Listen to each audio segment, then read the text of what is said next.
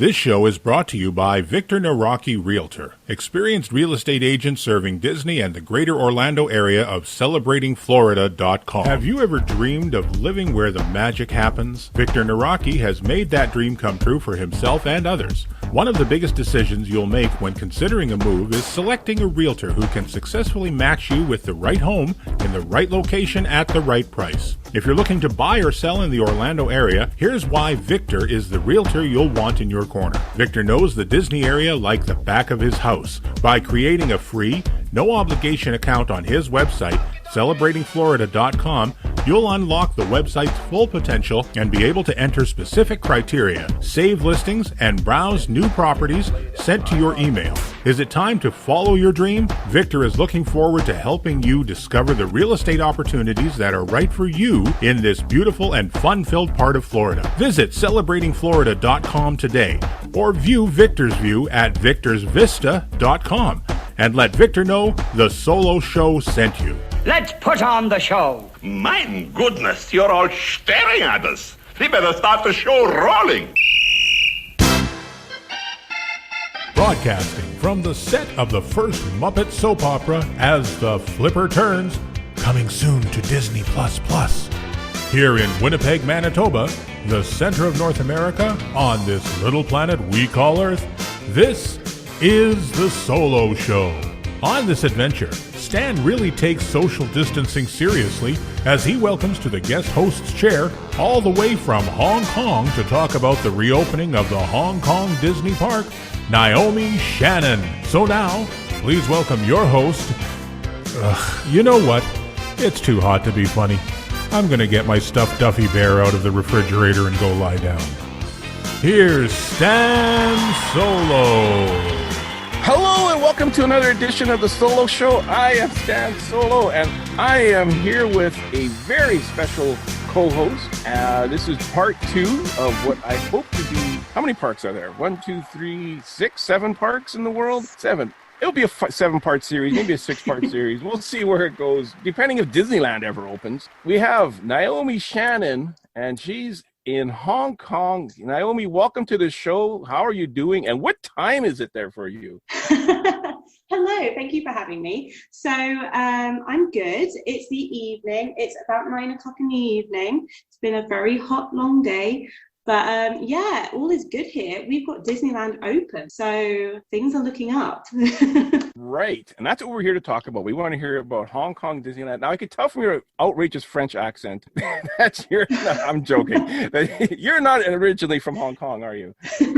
Well, I'm a bit more complicated than just sound. I assume I sound English, right? Yes, you do sound English, correct. Yeah, right. So I am English, but I grew up in Hong Kong. So I went to high school in Hong Kong. So I used to get mistaken for being American. Who would believe it, hey? I know. Used to be a time in my life where this wasn't my accent. I had a very ambiguous accent.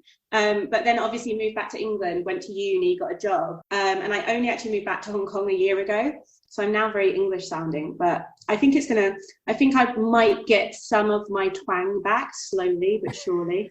You hang around all the Americans when you're in Hong Kong? Is that what it is? Or I think so. Most of my friends have like either Canadian or American accents. Yeah. Okay. And you just kind of pick up little bits. And so slowly you do change. It's a very strange thing. Well, but obviously I went back to English. I work in a grocery store. We get these old ladies that come in and they can't believe how expensive bologna is. They go, bologna is 99 cents 100 grams. Back in the old country, it's 2 cents a pound. And I go, well, how long has it been since you were in the old country? And they go, oh, let's see, now 40 years. Well, you sound like you just got off the boat. Like, what are you? No wonder it was 2 cents a pound last time we were in the old country. Anyways, so Naomi has a YouTube vlog called The Sisters Who, and it stops there. Yeah, what is The Sisters Who? Sisters Who do everything. So basically, I started this with my sister.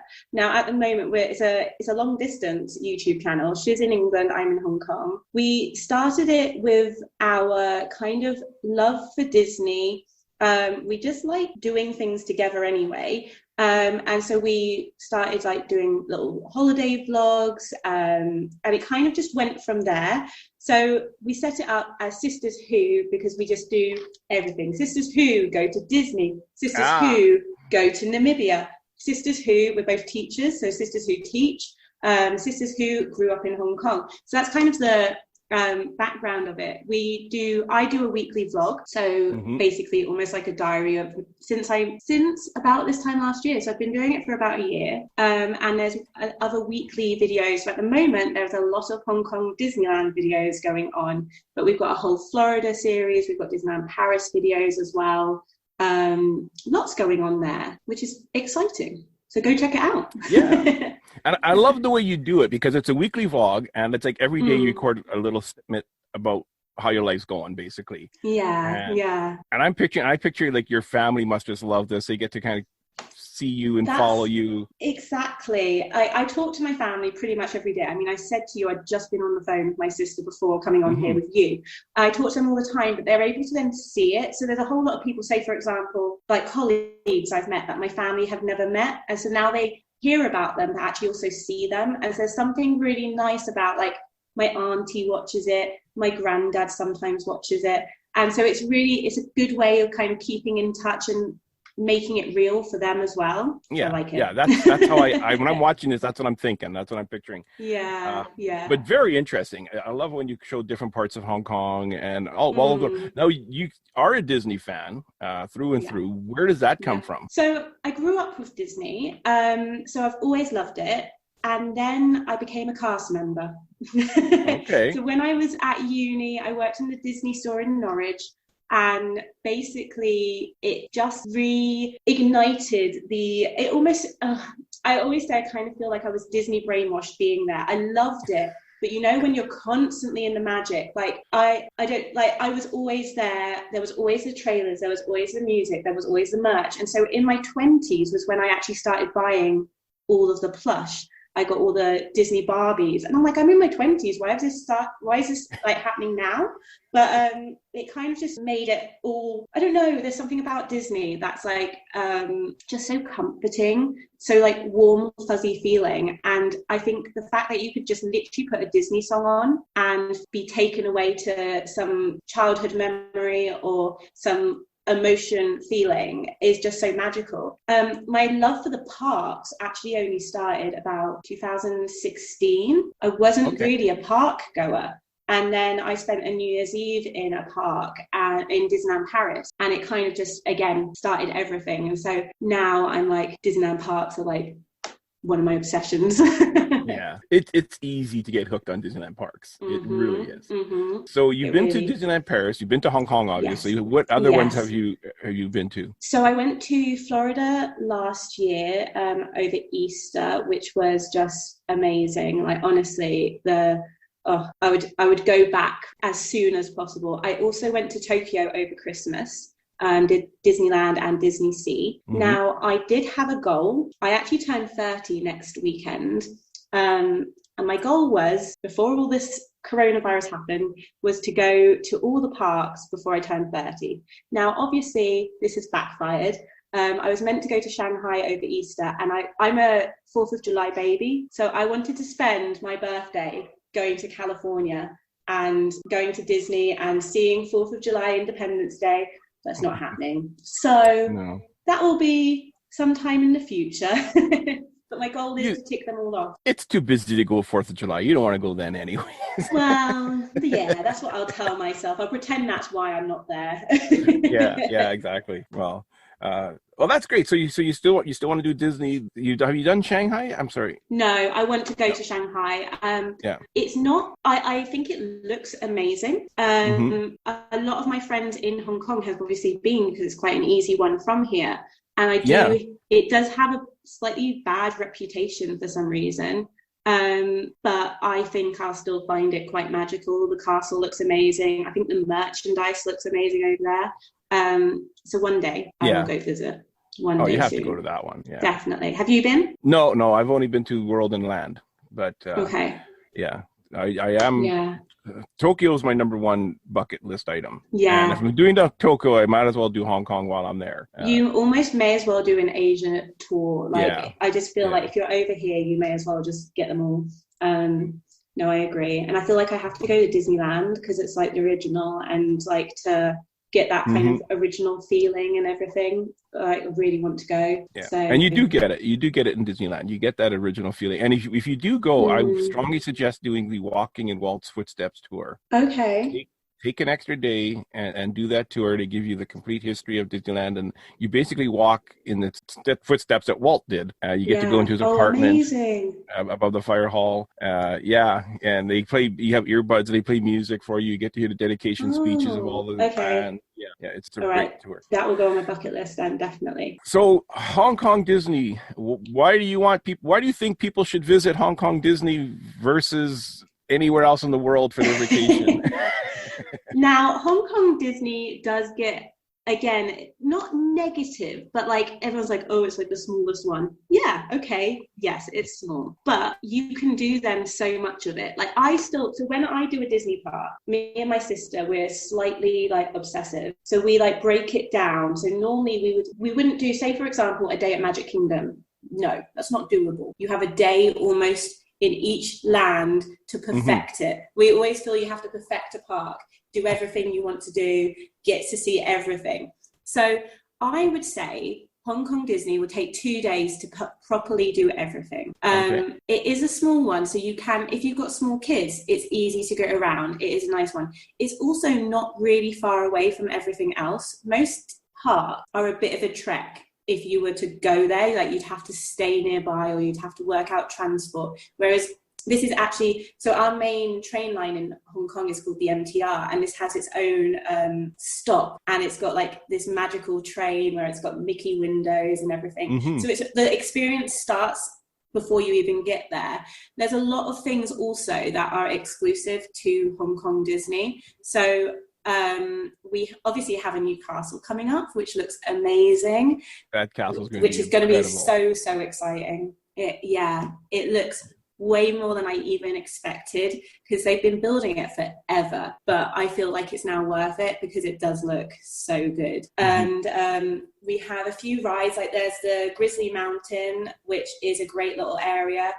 We have a Marvel section, which at the moment, am I right in saying no other Disney park has? Right? I believe they're building it in Disneyland Paris. Paris has one, and Paris is actually going big with it. They're building a hotel and everything. And Disneyland or California Adventure is currently building a big Marvel expansion as well. They leveled Bugs Life land. Oh, okay. We already have, like, our Tomorrowland is pretty much a little bit of Star Wars, mostly Marvel, and we have an Iron Man experience ride, which is like, it basically features Hong Kong. You'd have to be in Hong Kong. It's really, really clever because you're flying around Hong Kong. So basically you could go there and feel like you've seen Hong Kong. You don't have to do the rest. And it has just a really your nice favorite park. Captain America. Exactly. I saw the video with you and your sister. Yeah, there's lots of good characters, and we get all the Duffy characters. So we have some of the first releases. So like Cookie was released in Hong Kong first, which is really exciting. I mean, each to their own. I'm a real character person, so for me, that's what I'm about. And I know other people aren't so much, but I think it's one of those, it's not worth ignoring because it's smaller. They do the details really well. The customer service is really good. And there's lots of great merchandise. The merchandise looks really cool. Yeah. It seems like a fun park. I can hardly wait to visit. What is it? If I were to go, what's the best time of year for me to go? Crowds and weather. I'm Canadian. I'm from the north. I don't want the 31 degrees Celsius you had. Which by the way, that was what our temperature was yesterday here. Was 31. Really? Yeah. That's crazy. And for the American friends, that's 88 Fahrenheit. If you don't know, 31 degrees Celsius. What's should I go January, April? I would say for Hong Kong weather, the nicest time of year is October, November. And to be honest, Hong Kong Disney does Halloween really well. That's when I got my annual pass, because I moved over in August. I had to find an apartment, so I put a rule that I wasn't allowed to get my annual pass until I'd got an apartment, because I couldn't live in Disney. They wouldn't allow it. So then I started going... I tried. I started going just as Halloween season Naomi's started, walking down and I Main was Street just going, like, "Is that wow. apartment available?" Nikki, can I get the one above the firehouse? That's like very accurate, actually. So yeah, I would say Halloween is a really nice season in terms of weather. So basically, it cools down, and then but it's still sunny. So it's basically it's just really nice. There's a lot going on. I mean, Christmas is magical, obviously, but it is in every park. But I would say that's the best time of year to visit here. Yeah, I think that's what I'm kind of leaning towards is in October. Yeah, definitely. Yeah. I think that's a nice time for probably most Asian countries, because right now you don't want to do it. Your shoe melted. It did melt. It completely melted. I honestly, and I went back to the park Friday, so 2 days ago, and I think I may be on the verge of breaking another pair. It's too hot, literally too hot to handle. And that's one of the things at the moment. So obviously we've opened, a lot of things have changed. One of the things, crowds wise, we're all in the shop because of the aircon. So they're doing loads of things to keep things safe. It's all great. Yet you suddenly make it into the shops and there's not as much social distancing. I mean, to be honest, Hong Kong has 0 cases. So we're pretty much in a very safe place right now. But at the moment, you'll find everyone just suddenly goes into the shops like every few minutes because it's just sweltering. So I'm not complaining though. yeah, let's talk about, so Hong Kong was closed for 5 months because of the virus, the COVID-19 virus.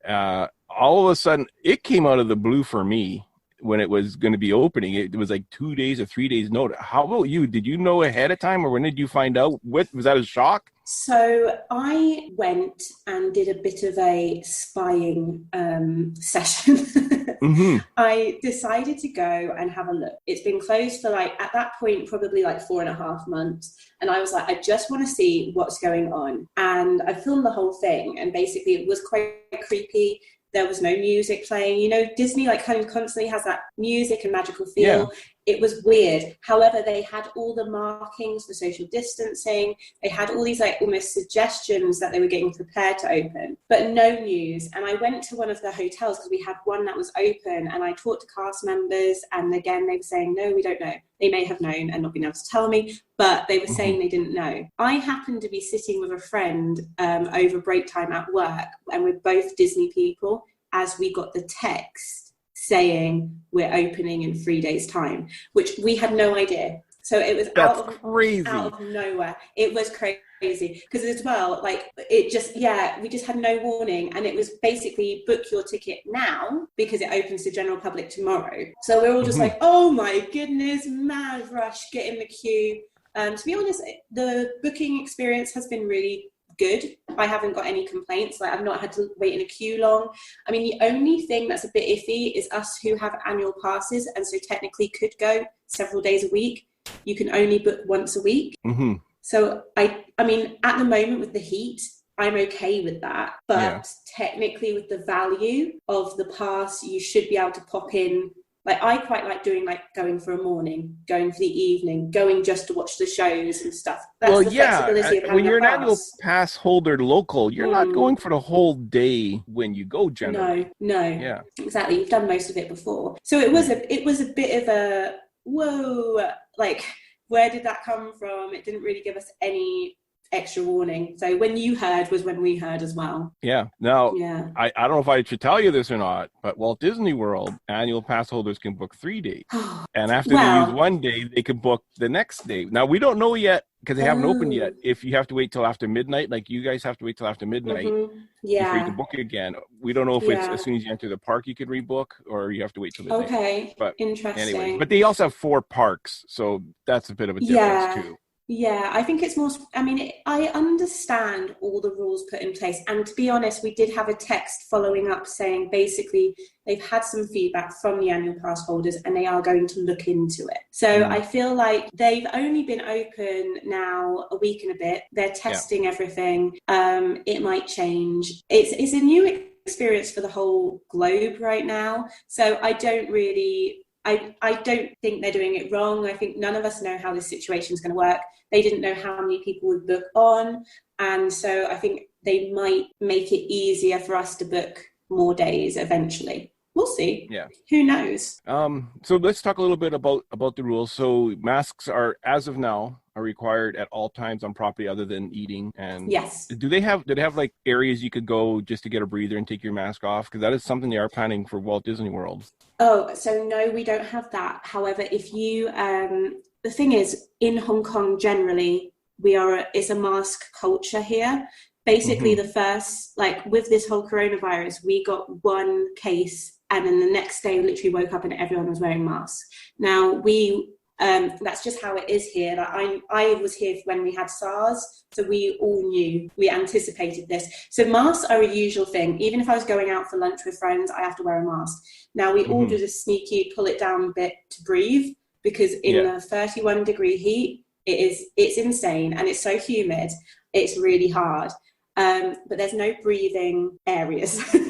Okay. So you have to kind of just do a here's a breath tip every so often. Yes. You know those big, huge lollipops that they sell in the gift shop? You buy one of those and just walk around with that while you're licking it. Well, I'm eating. Yeah. It will last you like 2 I almost trips. feel like holding my water bottle, because if someone said something, I'll be like, oh, I'm about to drink. Oh, no, I've just had a drink. Like, most of the time they understand you do need a little bit of a breather. The only time I got told to put my mask back up was so they're doing spontaneous parades. So this is how they're handling it. So I agree with a lot of the safety things. A lot of it is really good. And I agree with the way they're running the parades and the characters. However, as a major character fan, I am finding that quite frustrating. So they've basically justified it. And I totally understand, don't get me wrong. They are still doing a mini parade, but they can't announce what time it's going to be because they don't want crowds gathering. Yeah, they don't want people lining up the street. Totally understand that. Yeah. Totally understand that. But I want to see it. So my first day at Disney, and they also have these characters doing magical moments where I saw Mickey and Minnie come out and go on the Dumbo ride. Which was amazing. Was so cool. That was really cool to see. And I don't think anyone else is doing that. And I remember seeing the promo video for Hong Kong where they had Mickey and Minnie riding the Dumbo ride. And they said that, they're going to be doing these magical moments and riding a train. And I'm like, yeah, sure. Okay, whatever. And then I watched your video, and they actually are Mickey and Minnie are riding Dumbo. I kind of felt the same. Because, you see the promo video, and you're thinking, oh, that's really cute, but I probably won't actually see that. And then when I did, I was like, this is the cutest thing. But that was awesome. For that amount of time, I was lurking for probably at least an hour. Okay. That's the problem. That's the nature of vlogging, isn't it? I don't film me lurking. I mean, I did film my shoe breaking. That was when I was sitting on a bench going, my shoe is broken. But that's the problem at the moment. There's a few of us. I've got some friends who go to the park regularly, and we all love the characters, and we're kind of going, we're not quite sure. Now, I'm slowly working out slight suggestions for times. So I know something will happen about 12 o'clock-ish. Something's going to happen about 2 o'clock-ish. And so I'm kind of getting a vibe for it. And I've only been twice since it's open. So hopefully, give me a few more times, I'll have worked it all out. But that's the only little bit of frustration, because I live for the characters. I love the interactions, all that. So I'm being like a detective, trying to work out when which one's going to happen. It's giving me a mission. I'm like, oh, I have a feeling. Your new attraction at Disneyland is getting the spying and the detective work. I am like the best detective. I do have to say though, when I was at Disneyland, I just happened to come upon Dr. Facilier walking through New Orleans, and it was really cool just to see that, as opposed to standing in line and getting a picture. I mean, yes, I understand you. I love the characters too. I go for photos also. Not so much the princesses. I find a middle-aged man standing in line by himself to get photos with Cinderella just a little creepy. But but I do enjoy the character meet. Another time, the Mad Hatter was with Alice, just walking around Fantasyland, just waving at little girls, and they went and they took a little girl and they sat down at a table and had a little tea party. It was so magical, and that's how I think the Mickey and Minnie riding the Dumbo thing reminded me of that. in that it's just like you catch it and it's like, I wow, this is. think, yeah, I think those moments are magical. And actually, Hong Kong Disney, before the closure, was doing more like that. So you have your classic characters who are scheduled and you know when they're going to be and you know where they are. But you had more characters who were randomly appearing. And some rare ones, like Esmeralda was out once. I didn't see her, but I saw it online. I was like, oh my goodness. So they're doing more kind of rare characters just appearing. In Tokyo, that seems to be pretty much how it runs. They don't tend to, they have like 1 or 2 character meet sections, but other than that, it was all spontaneous. Like you suddenly see Cheshire Cat walking past, but it was a weird process because you had to stand in a circle and basically try and get their attention until they picked you. That's an interesting way of doing it. Yeah. So Naomi's there waving and jumping up and down. Pick me in the back. Are they doing the character meets like they are in Shanghai, where they have like Mickey and Minnie above the railroad station, or Captain Jack in Pirates? Yeah, they have. I've not seen yet because again, I haven't worked out what time. But Mickey and Minnie and Chip and Dale appear near the train.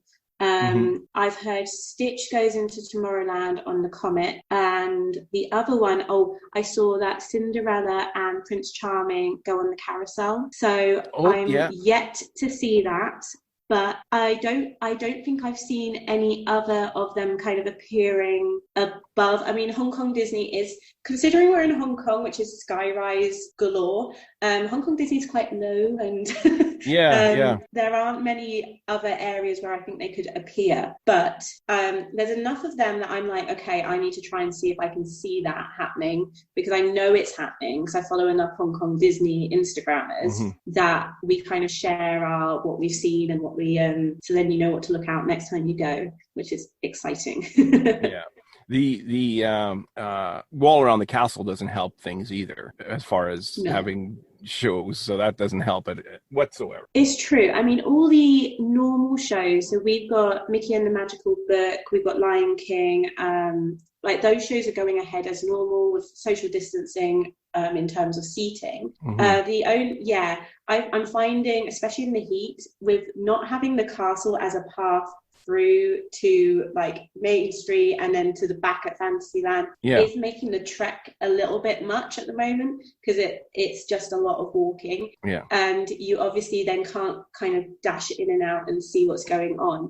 I mean, I think at the moment they would avoid doing outside shows for us, because I think we're a very camera culture here, in terms of, I think all of us just love taking photos. So I think if as soon as we had a kind of, in Walt Disney World, the stage in front, and if there was any sort of performance, we'd all just be like, vroom, be there. So I'm hoping eventually, they said December the castle's opening. I would love to be there and see it all be revealed. And is there a month or anything planned, like a certain date or month?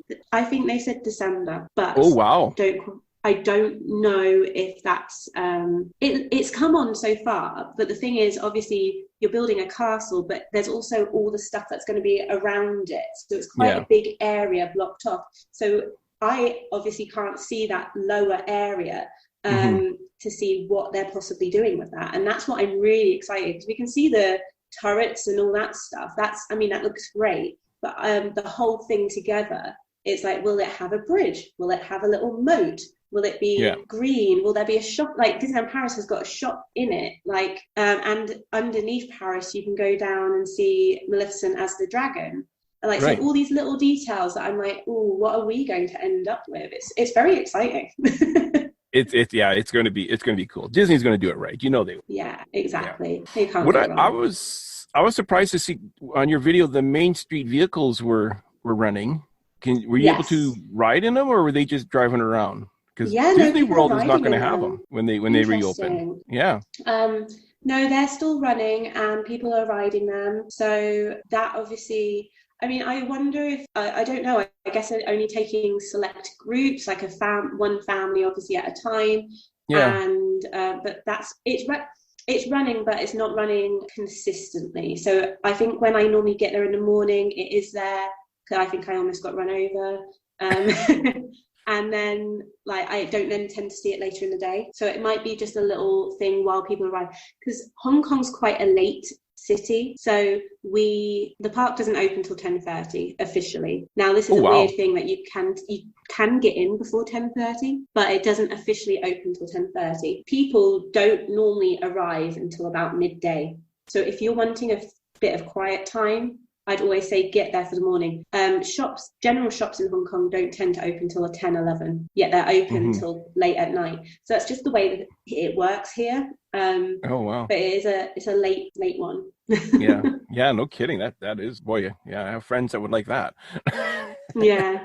Well, that's how the Main Street vehicles here normally, they only run in the morning when people are arriving, and then they park them for the rest of the day. It gets too crowded to go down the streets. But I mean, I've never seen Main Street this empty. Yeah. You had no crowds when you went. That was I've never seen, especially videos from Hong Kong, that empty. Yeah. Is there talk that they're going to be increasing crowds every week, or like they are doing in Shanghai? I don't think so, because basically the rules in Hong Kong have been very strict. We're very strict on all the health and safety, and I can't see them relaxing it too soon. I think they're going to keep it like that. I mean, to be honest, it's amazing. The main street is pretty much empty. You can easily now get a photo with the castle without having to kind of wait for people to move, and queues for rides are about 5 minutes, which is basically a walk on. The only ride that does sometimes get a bit longer than that is the Winnie the Pooh ride. I don't really know why all the time. That one is the one. But I guess at the moment we don't have any tourists in Hong Kong, which is a very strange feeling. Because normally we have at least loads of tourists as well as the locals and people who live here.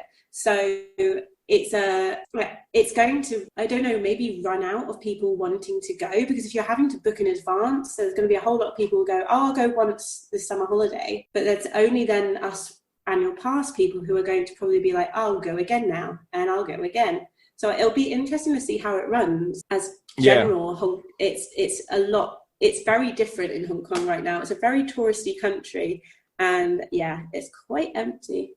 Well, I say that. There's a lot of people here still. It's a dense population.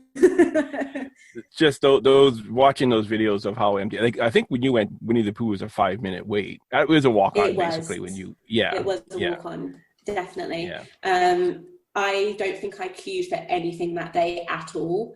The only thing I queued for was food. So food at the moment, because of social distancing with the tables and everything, you can be queuing quite a while to get food. But other than that, rides, everything were absolutely fine. So let's talk a little bit about food. What type of foods can we expect? Do they have anything? Is it like Shanghai? You see a lot of Mickey-shaped stuff. What does Hong Kong have? This is Hong Kong's slight downfall. Oh no! Yeah, I know. I feel a bit sad because stick with the rice. Well, food, basically there's your typical kind of burger place, which I'll be honest is where I normally go because the queues are quicker. You're able just to get a burger and know you're okay. There are some nice sit down places where you can get some dim sum.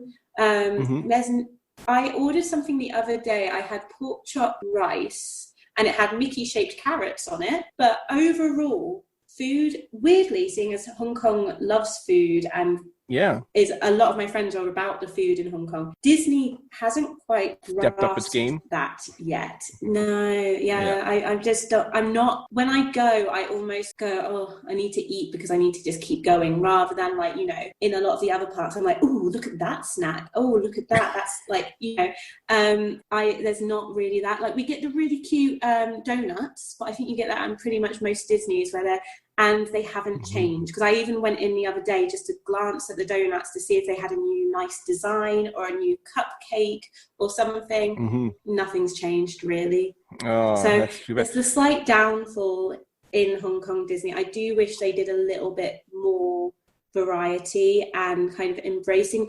We've got an amazing food culture here. I just wish they had maybe even you can get really cute dim sum that are shaped like aliens, like the Toy Story aliens. Yeah, that's what I've seen. or Duffy ones and stuff. Yeah. I mean, I think they have done those in some of the hotel ones, but not in the actual park. How about a Dole Whip? Can you get a Dole Whip? They don't have Dole Whips even. Oh wow, they're missing out there. Yeah, we do have an ice cream place that actually opened, I want to say December or January. It's not been open long before closure, and it's kind of a Duffy one, and they do it is really nice actually, but they only have 2 flavors, so you can get like Hokkaido milk or chocolate, or you can get them both together. So I always go for both together. You can have any flavor you want as long as it's vanilla or chocolate. Yeah, exactly. That's basically what's going on. I mean, the ice cream's nice, and it's nice in the hot weather, but it's nothing like I'm going to go right home about, really. Yeah. Oh, that's a shame. So, and there's like 0 Muppets in Hong Kong Disneyland. Is there? Debatable, no. Is there any Muppets at all? Yeah. No Muppets. Oh my goodness, there's a missed opportunity. Disneyland Paris doesn't have Muppets either. I you know what? I think Disney World is the only Muppet Central. I think so too. Yeah, because when I come to think of it, Muppets isn't really represented very much generally. Yeah, no Muppets whatsoever. That's it. I'm writing a letter.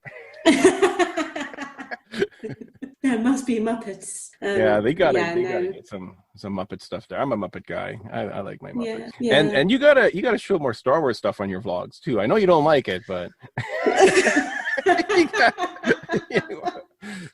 the people at home want to see it. Now, I think Disney Plus may encourage me to eventually watch all the films, and I reckon once I start watching the films, I might get more into it. I think it's just because I wasn't really exposed to it in ever. And so now I'm like, I don't have anything to do with it. But okay. I'll have a look into it. Eventually watch them, and then I think the child is so cute. I keep seeing him in stores and I'm like, you are so cute. And I don't even watch Mandalorian, and I'm like, yeah, you're cute. But that might be my selling point. But I think I need to watch the films first, right? You could probably hop right into Mandalorian. You could probably hop right into Mandalorian. You could probably hop right into Mandalorian and get into the Star Wars universe that way, I think. Okay. Yeah. There isn't too much that will go over your head. It's its own storyline. It doesn't have any of the main characters in it, really. There's like minor characters that pop in and out that you wouldn't even know regardless anyway. So, start with the Mandalorian. That's a great place to start. Okay. That's my summer homework then. There you go. I give everybody homework when they come on the show.